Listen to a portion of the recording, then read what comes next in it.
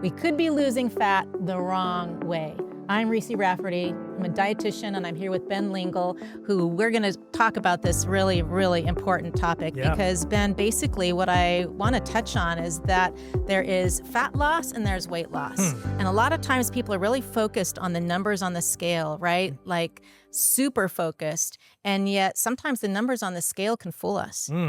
And how they fool us is because like you can lose weight, you can get numbers down on the scale through bariatric surgery, you could do it through calorie restriction. We just talked about that. People use keto diets. All of these things can be very effective in actually losing weight.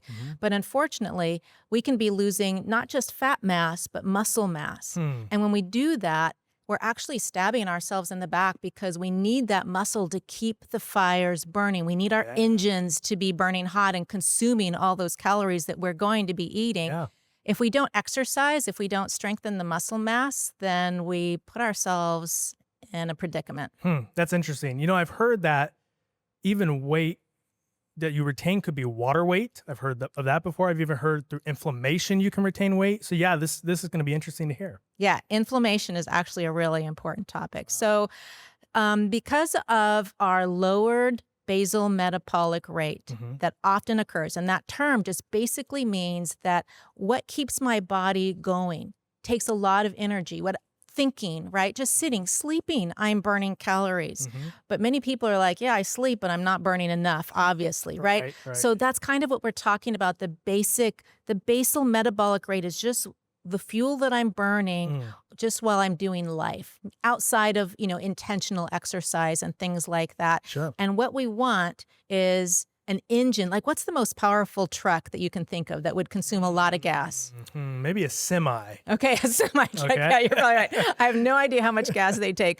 But, we want that kind of an engine, not a Toyota Prius engine, right? That just conserves a bunch of fuel. That's not going to serve us well at the end of the day. But a lot of times our weight loss efforts actually make us more efficient, like that Toyota Prius engine. So we're now really like using our calories, but we only need a few. Gotcha. And that's a drag. I like that. Yeah. In the end of the day, that's really not going to work for us. Fat is the tissue we want to lose.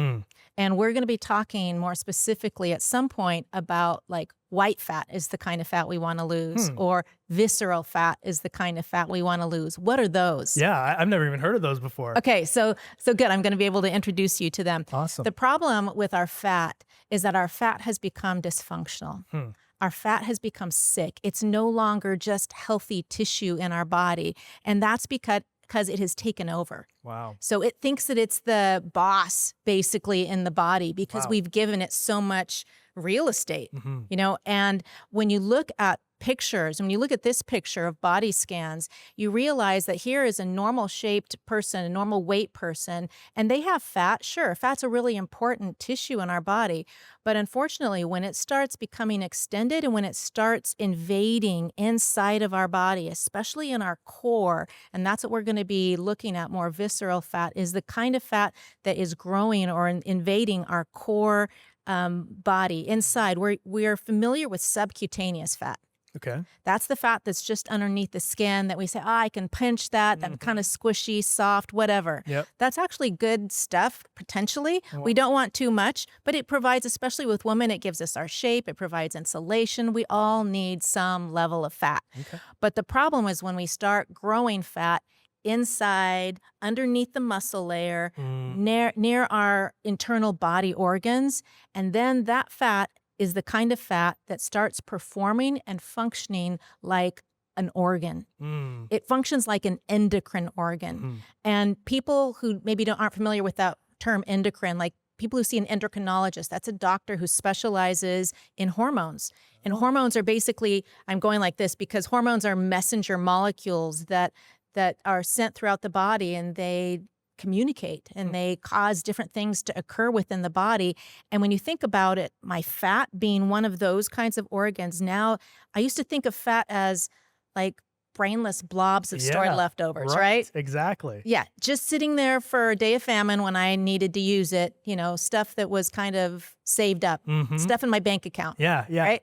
Okay, but actually now we realize, no, fat cells are really active. They're like little chemical factories that produce their own hormones, communicating molecules that they release into the body and that have a huge say in what's going on in terms of our physiology. Wow. And it's interesting because the location of our surplus fat has a lot to do. It plays a deciding role in how that fat's going to behave. Wow. So as you can imagine, people who are more apple-shaped, they're going to have probably more of that visceral fat. It's in their abdomen. Whereas people who are more pear-shaped, where it's in their legs and their buttocks, they're not going to have their fat isn't as dangerous. Interesting. Yeah.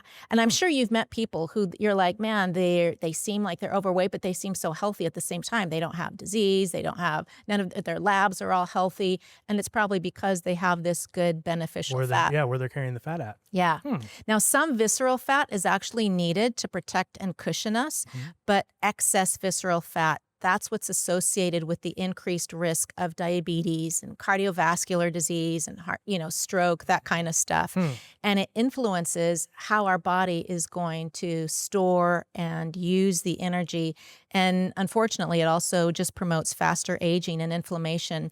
There was a great study where they took 27,000 people in 52 countries, and they found that the waist to hip ratio more accurately predicted who was going to have a heart attack or die from cardiovascular disease. Wow. So not cholesterol. No. Where the fat was located was a predictor of where they could have heart disease. Exactly. Wow. So have you heard of the waist to hip ratio? I've never heard of that, no. So basically what that is where you take like a measuring tape, you go around, like kind of around where your belly button might be or where you'd place your hands on your stomach. You measure that. And then you measure, find your hip bone, and you go 3 fingers down. You measure that around your hips, and then you divide that number into the waist number. And you come up with a ratio. You come up with an answer that's going to help you know what is your risk. That is the waist to hip ratio that's going to more accurately predict your health risk. Wow, I learned something new. Yeah. So this weight right here, that's the stuff we really want to focus on. Thank you for watching. Please subscribe to our YouTube channel, and remember, you can watch all of our latest content on our 3ABN Plus app, click the link below, or scan the QR code to download our app.